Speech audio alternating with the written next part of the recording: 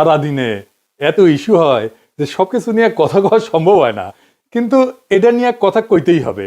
আজকের যে বিষয়টা আর কি, সেটা হইতেছে জুলাই যোদ্ধাদের আইনি সুরক্ষা দিতে অধ্যাদেশ হইতেছে।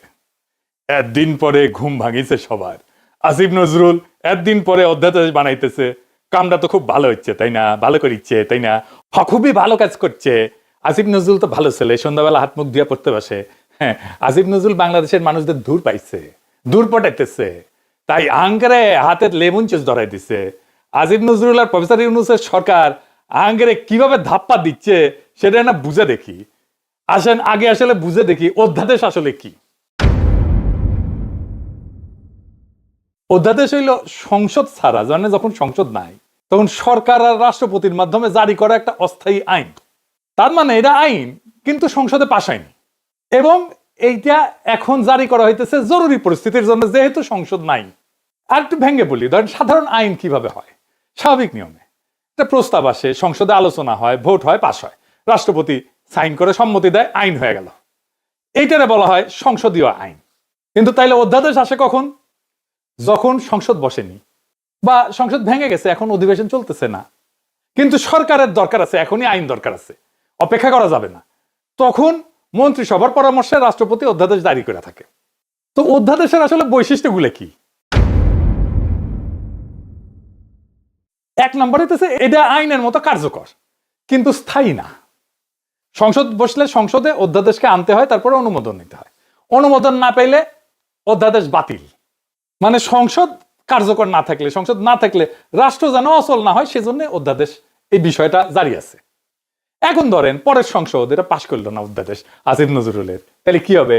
আসিফ নজরুলের কাছে উত্তর আছে? নাই।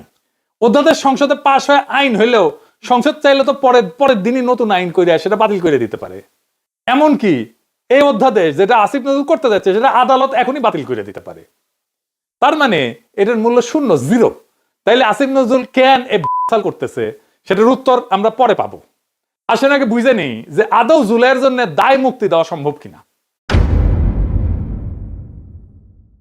এক কথায় দেওয়া সম্ভব না, এবং দেয়া যে সম্ভব না এটার কারণ আসিফ নজরুল, তার সাথে আছে ওয়াকার, তার সাথে আছে প্রফেসর ইউনূস নিজে, তার সাথে আছে ডাক্তার জাহেদ, তার সাথে আছে বিএনপি, তার সাথে আছে তারেক রহমান। এরা সবাই এই পরিস্থিতি ইচ্ছা করে তৈরি করছে। কেন? কারণ ঘোষিত বিপ্লব ছাড়া দায় মুক্তি সম্ভব না। দায় মুক্তি কোনো আইনি ব্যতিক্রম না, এটা একটা সার্বভৌম ঘোষণা। যে বিপ্লব ঘোষণা করতে পারে না সে দায় মুক্তি দাবি করার নৈতিক অধিকার, ক্ষমতা এটা কোনোটাই রাখে না। ওয়াল্টার বেনিয়ামিন বিপ্লবী সহিংসতা বনাম আইন রক্ষাকারী সহিংসতা, এইটা একটা কথা বলছিলেন। একদিকে লেখেন বিপ্লবী সহিংসতা, আর একদিকে হচ্ছে আইন রক্ষাকারী সহিংসতা। আইন তৈরি করে যে সহিংসতা আর আইন রক্ষা করে যে সহিংসতা, দুইটা এক না। উনি বলছেন ল প্রিজার্ভিং ভায়োলেন্স যেটা পুরানো ব্যবস্থার ভিতরে থাকে, এবং ল মেকিং ভায়োলেন্স যেটা নতুন ব্যবস্থার জন্ম দেয়। যে সহিংসতার নতুন আইন তৈরি করে না সেটা কেবল অপরাধ। 1971-এর স্বাধীনতা যুদ্ধ ছিল নতুন আইন তৈরি করার লড়াই। 1971-এর স্বাধীনতা যুদ্ধে আমরা যেটা করছি সেটা ল মেকিং ভায়োলেন্স, সেজন্য ওটা অপরাধ না। পুরানো বন্দোবস্ত রেখা সংগঠিত রাজনৈতিক সহিংসতা বৈধ হইতে পারে না, কারণ তা আইন ভাঙে কিন্তু নতুন আইন সৃষ্টি করে না। স্মিথ বলছেন সার্বভৌম সেই যে ব্যতিক্রম ঘোষণা করতে পারে।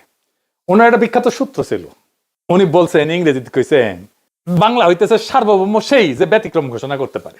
বিপ্লব মানে নিয়ম স্থগিত করা, পুরনো বৈধতা বাতিল করা, নতুন বৈধতা ঘোষণা করা। যে বিপ্লব পুরনো সংবিধান, পুরনো আদালত, পুরনো নৈতিক মানদণ্ড চালু রাখে সে আদতে সার্বভৌম না। সার্বভৌম না হইলে দায় মুক্তি দেওয়ার ক্ষমতা থাকে না, বরং নিজেই ভবিষ্যৎ বিচারের অধীন হয়ে পড়ে।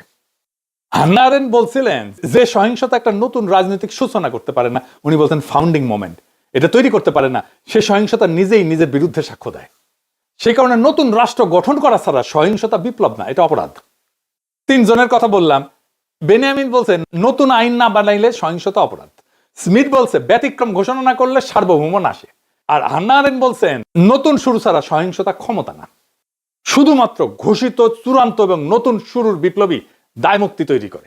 পুরানো বন্দোবস্ত রেখা চালানো সহিংসতা আইনগতভাবে না, তাত্ত্বিকভাবেও অবৈধ। আমরা জুলাই বিপ্লবের পরে নতুন আইন বানাইছি, নতুন সংবিধান বানাইছি? বানাই নাই। ডাক্তার জাহেদ তো জান লড়াই দিল জুলাইকে অভ্যুত্থান বলে প্রতিষ্ঠা করার জন্য।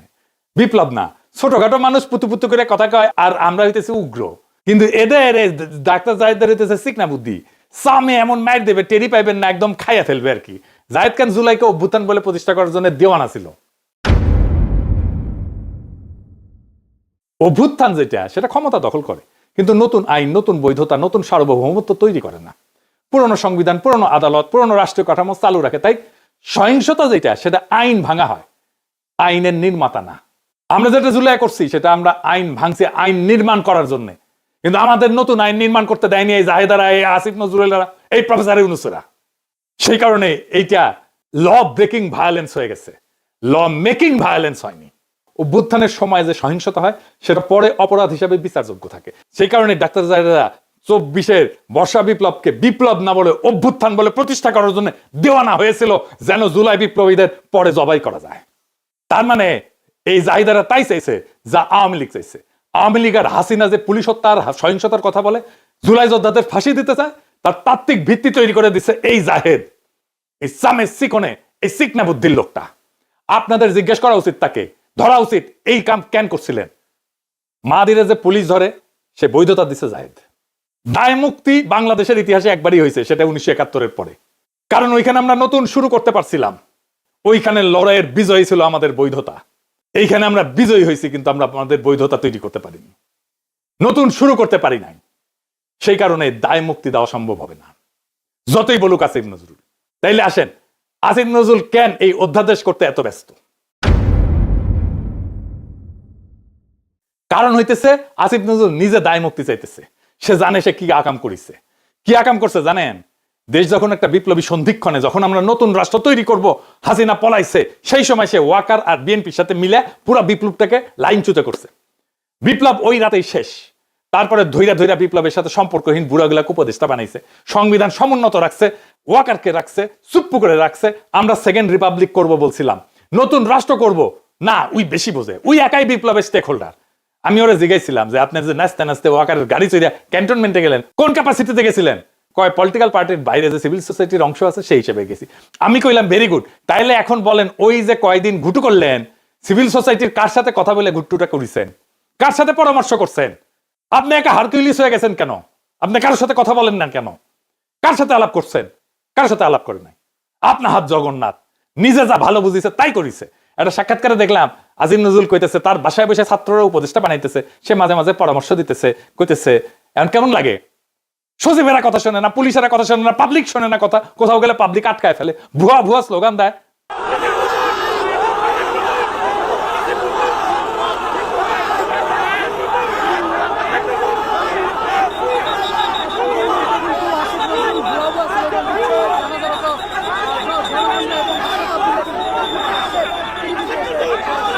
খুব মজা না? হ্যাঁ, এখন তো এগুলো শুনিচ্ছেন, এরপরে পাবলিক থাপড়াবে ধরে রাস্তায়, রাস্তার থাপড়াবে। ওই সময়টাতে ঠিক হয়েছে সংবিধান সমুন্নত রাখতে হবে। ওই যখন ঘুটু করিচ্ছে, সংবিধান সমুন্নত রাখলে 2024-এর লড়াই, বিপ্লব, বিপ্লবী সহিংসতা সব অবৈধ হয়ে যায়। বৈধ হয় হাসিনার খুন করা, ছাত্রলীগের গুন্ডামি, পুলিশের গুলি, সব বৈধ হয়ে যায়। কারণ সরকারের বিরুদ্ধে বিদ্রোহ তারা নিয়ন্ত্রণ করতেছে। এই কাজ করছে আসিফ নজরুল, এই কাজ করছে জাহেদ, এই কাজ করছে বিএনপি, এই কাজ করছে তারেক রহমান, এই কাজ করছে প্রফেসর ইউনূস। নিজে আইনের লোক হইয়া আসিফ নজরুল ওই 3 দিনে ছাত্রদের সাথে বৈশা উপদেষ্টা পরিষদ বানাইতেছে, আর ওই প্রসেসের মধ্যে দিয়ে ওই ছাত্রদেরই মৃত্যু পরোয়ানা লিখতেছে আসিফ নজরুল। এখন অধ্যাদেশ বানায় লেবেন চুজ ধরাই দিতেছে। এই অধ্যাদেশ বালটা করবে। 1975-এ যারা সোহরাদির বডিগার্ডের ফুটা করেছিল তাদের জন্য সংবিধানে ইনডেমনিটি দেওয়া হয়েছিল, কাম হয় নাই। 1975-এর ওই বিপ্লবী ঘটনার পরে যেই দল বিএনপি ক্ষমতায় আসছে, তারাই কর্নেল ফারুক, বজলুল হুদাকে, শাহরিয়ারকে তুলে দিচ্ছে আওয়ামী লীগের হাতে, যেন ফাঁসি দিতে পারে আওয়ামী লীগ। তাদের জেলে ভরে, রায় হয় নিম্ন আদালতে, আপিল চলতেছিল। খালেদা জিয়ার আমলে খালেদা জিয়ার সরকার এদের সবাই ছেড়ে দিতে পারতো, আইনসঙ্গত ভাবে ছেড়ে দিতে পারতো আপিল নিষ্পত্তি করে। কিভাবে জানেন? আসেন একটু বুঝে দেখি। আদালত রায় দিছিল ফায়ারিং স্কোয়াডে মৃত্যুদণ্ড। বাংলাদেশের সিভিল আদালতে ফায়ারিং স্কোয়াডে মৃত্যুদণ্ডের বিধানই নাই। রাষ্ট্র বা আদালত যদি এমন কোন পদ্ধতিতে মৃত্যুদণ্ড কার্যকর করে যেটা কোনো বিধানে নাই, আইনে নাই, যে পদ্ধতিটা আইনে লেখা নাই, তাহলে এটা টেকনিক্যাল ভুল বা কাগজপত্রের গলদ হিসাবে থাকে না। এইটা তখন সংবিধান ভাঙার বিষয় হয়ে যায়। কারণ বাংলাদেশের সংবিধান বলছে মানুষকে শাস্তি দিতে হইলে সেটা আইনের ভেতর থেকে দিতে হবে, আর্টিকেল 31। আর মানুষের জীবন কেড়ে নেওয়া যাবে শুধুমাত্র আইনসম্মত প্রক্রিয়ায়, আর্টিকেল 32। এই সীমা লঙ্ঘন করলে দুইটা কথা পরিষ্কারভাবে বলা যায়, মানে বিচারটা সংবিধানের চোখে বৈধ থাকে না। রাষ্ট্র নিজেই আইনের সীমা পাড়ায় গেছে, আইন যে ক্ষমতা দেয়নি সেই কাজ রাষ্ট্র করছে, এটা করতে পারে না। আইনের বাইরে যায় মৃত্যুদণ্ডের এমন কোন পদ্ধতিতে মৃত্যুদণ্ডের আদেশ দেওয়া মানে এটা শুধু ভুল না, এটা রাষ্ট্রের অবৈধ কাজ, আদালতের অবৈধ কাজ। খালেদা জিয়ার সরকার কিছুই করে নাই, আপিলের কাজ বন্ধ করে রাখিছিল। হাসিনা আইসা সামে সবাই ফাঁসি দিয়ে দিছে। এই হাসিনা পলানোর পরেও প্ল্যান ছিল এইটাই যে বিএনপি আর ওয়াকার সামে তুলে দিবে জুলাই বিপ্লবীদের আওয়ামী লীগের হাতে। বিএনপির প্ল্যান এখন প্রকাশ্য, তারা আওয়ামী লীগকে ফিরায় আনতে চায়। আমি ব্যানে ব্যানে করছি না, আমি প্রমাণ দিতেছি। দেখেন হিন্দু সম্প্রদায়কে দিয়ে কি বলানো হইতেছে। আমি কিন্তু আমার জন্মগতভাবে আমি বিএনপি ছিলাম, বুঝছেন। আমি মাহবুব কমিশন আমলে বিএনপি কমিশনার মেম্বার ছিলাম 3 বার। এখন দেশে আসছি গঠন করে, কিন্তু এখন আমি মা বোনকে বলছি নিজের ইজ্জত যদি রক্ষা করতে চান আপনারা সবাই বিএনপি কে ভোট দিন। বিএনপি বলে কেউ অবহেলা করবেন না, কেন এখন আওয়ামী লীগ নেই। এটাই বলছি যে এটা আমাদের মাতৃ জন্মের কথা। মা বোনেরা বলছে যে আওয়ামী লীগকে ভোট দিও, বিএনপি কে দিও না। কিন্তু এখন বর্তমান আমরা আছি এখন বিএনপির হাতে, আমাদের আওয়ামী লীগ নাই। তোমরা সবাই নিজের ইজ্জত যদি বাঁচাতে চাও, নিজের একটা মেয়ে যদি বড় হয় মা বাবার বয় থাকে, কিন্তু এখন বয় নেই। আর এখানে সবাই, এখানে আমাদের মা বাবা এরা সবাই, এদেরকে চিনেন। যদি দূরের মানুষ হতো তাহলে বয় ছিল, এরা দূরের মানুষ নেই, এখানে আমাদের দেশের মানুষ। কোনো যদি ক্ষতি হয় কিছু হয় আপনাদের ওদেরকে ডাকতে পারবেন। আমরা এখানের মানুষ সবাই, এখানে সবাই একজোট হয়ে 12 তারিখ ভোট দিবেন। সবাই ভোটের জন্য যাবেন, কিন্তু অনেকজন বলে বিএনপি কে ভোট দেবো না, যাবো না। না, এটা মনে করবেন না। বিএনপি কে দিলে মনে করবেন কোনোদিন আবার আওয়ামী লীগের হাতে দিতে পারবেন আপনারা। বিএনপি কে চান, কিন্তু অন্য দল দেখবেন, কিন্তু নিজের হাতে নিজে কপালে হাত মারবেন। এখানে বিএনপি ছাড়া কোনো উপায় আমাদের নাই। এখানে হিন্দু বা মুসলিম হোক সবাই বিএনপি কে চান। আমি বলছি আমাদের এই এলাকার সবাই আপনারা বিপদের সময় না পেলে এদেরকে পাবেন। এরা এখানে কাছের লোক, এরা দূরের নাই, কেউ হারিয়ে যেতে পারবেন এখান থেকে, আমাদের হাত থেকে। কেন এগুলো আমাদের দেশের লোক। তাই আমি বলছি মা বোনকে, এখানে মহিলা হইয়ে বা পুরুষ হইয়ে ওই বিএনপি কে দেবো না এই কথা আর বলিয়েন না। কেন আমরা এখন একটাই দল, বাংলাদেশে একটাই দল আছে, ওইটাই কোনো দল না, এটা নিজেরাই দল করছে যে এটাকে কেউ সমর্থন দেবে না ওই দলকে। আমরাই এখন হচ্ছি যে কি সবাই বলো বিএনপি কে চাই, ভোট চাই, ধানের শীষে ভোট দেবে, এটাই আমরা চাই। আমাদের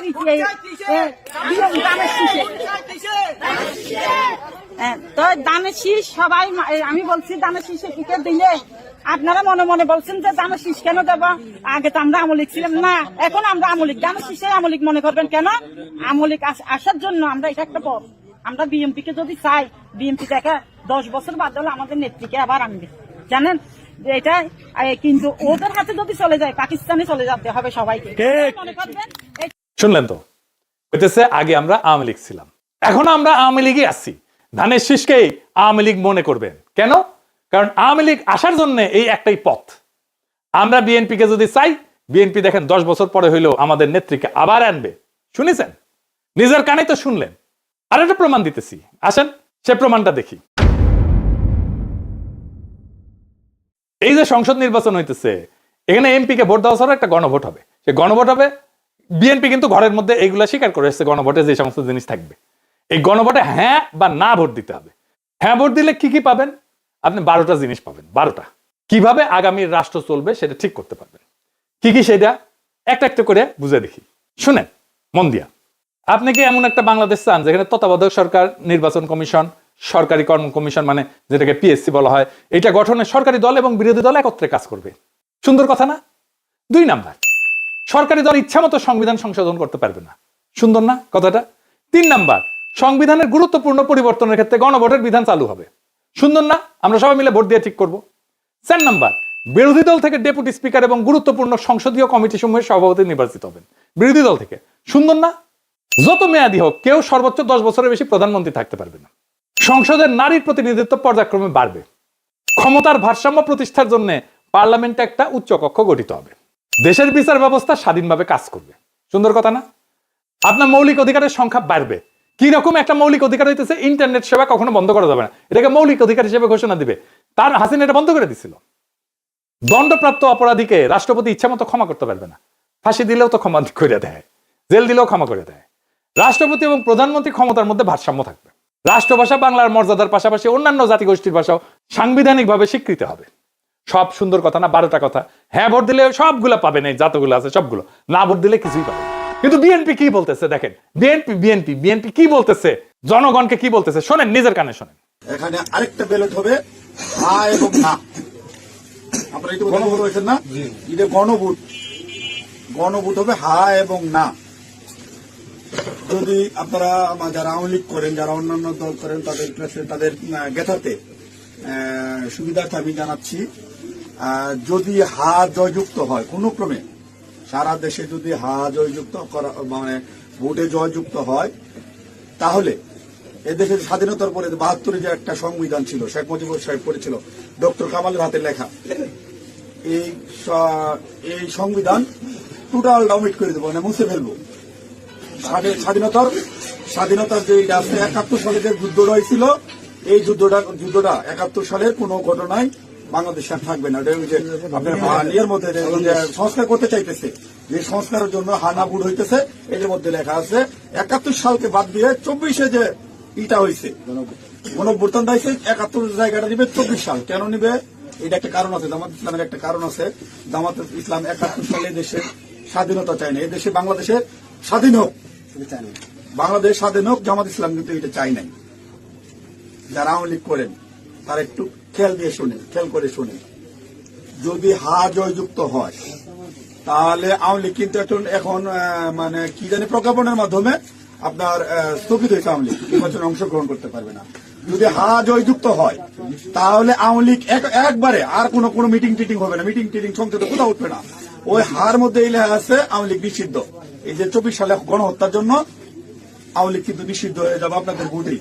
যদি হাতের ভোট দেন, হাতে ভোট দিলে আপনার 16 ডিসেম্বর থাকবে না, 26 মার্চ থাকবে না, আপনার 71 সালে যে যুদ্ধ করতে মা বোনেরা ইজ্জত দিচ্ছে, 30 লক্ষ মা বোনের ইজ্জত দিচ্ছে, এটা থাকবে না। অর্থাৎ আপনারা যারা আওয়ামী লীগ করেন দয়া করে আপনারা না ভোটের জন্য হলো আওয়ামী লীগের তো আমরা আসলে বিএনপি হইতে সুদারপন্থী রাজনৈতিক দল, আমরা বিএনপি চাচ্ছি সকল দল মিলে একটা দেশে নির্বাচন হোক, এবার না হোক, সামনে যেন সকল দল একটা নির্বাচন অংশগ্রহণ, 5 বছর পরে যে সকল দল নির্বাচনে অংশগ্রহণ করতে পারে। আপনারা আপনাদের যারা আওয়ামী লীগ করেন, আপনাদের দল রক্ষা করার জন্য আপনাদের কেন্দ্রে যাইতে হবে, ঠিক আছে? আপনাদের কেন্দ্রে যাইতে হবে, আপনাদের দল রক্ষা করার জন্য, না ভোট দেওয়ার জন্য হইলে সার্বভৌমত্ব দেশ রক্ষা করার জন্য 71কে ফিরিয়ে, মানে 71 যেভাবে আছে স্বাধীনতা যুদ্ধটার ইতিহাস আছে, এই ইতিহাসটা রক্ষার জন্য হইলো যারা না ভোট দিবেন, যারা আওয়ামী লীগ করেন, আপনাদের কেন্দ্রে অবশ্যই যেতে হবে।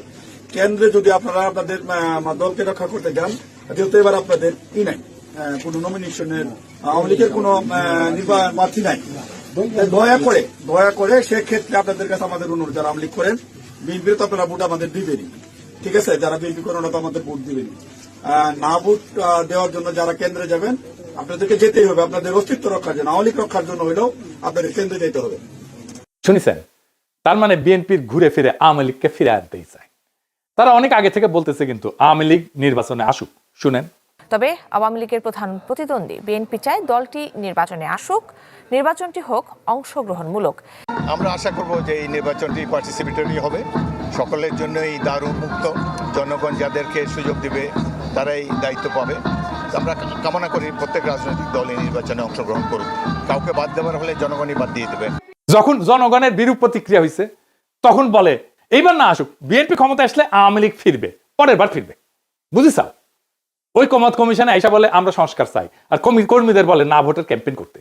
কিরকম জাউরা, কিরকম খাইস্টা, কিরকম ভন্ডের ভন্ড। এটাই আসল প্ল্যান। এই প্ল্যান হইতেছে গ্র্যান্ড প্ল্যান, আওয়ামী লীগকে ফেরানোর প্ল্যান। এইবার ভোটে যদি বিএনপি জিতে তাহলে আওয়ামী লীগ ফিরবে, লিগে রাখতে পারেন। এটা তো আমার কথা না, আপনারা তো বিএনপির লোকদের মুখেই শুনলেন, তাই না? আপনি আসলে ধানের শীষে ভোট দিতেছেন না, আপনি ভোট দিতেছেন নৌকায়, আপনি ভোট দিতেছেন হাসিনা রে, আপনি ভোট দিতেছেন ফ্যাসিস্ট রে, আপনি ভোট দিতেছেন ভারপ্রাপ্ত আওয়ামী লীগ রে, বিএনপি রে না। যারা আওয়ামী লীগ রে ফিরে আনতে চান তারা ধানের শীষে ভোট দিতে পারেন। আমরা বলবো নৌকার ধানের শীষ, 2 সাপেরই একই বিষ। এই দুইটারে বাংলাদেশ থেকে হটাইতে হবে, এই দুইটারে ক্ষমতার আশেপাশে আসতে দেওয়া যাবে না। এটাই আমাদের আগামীর বাংলাদেশ গড়ার শপথ হোক। ইনকিলাব জিন্দাবাদ।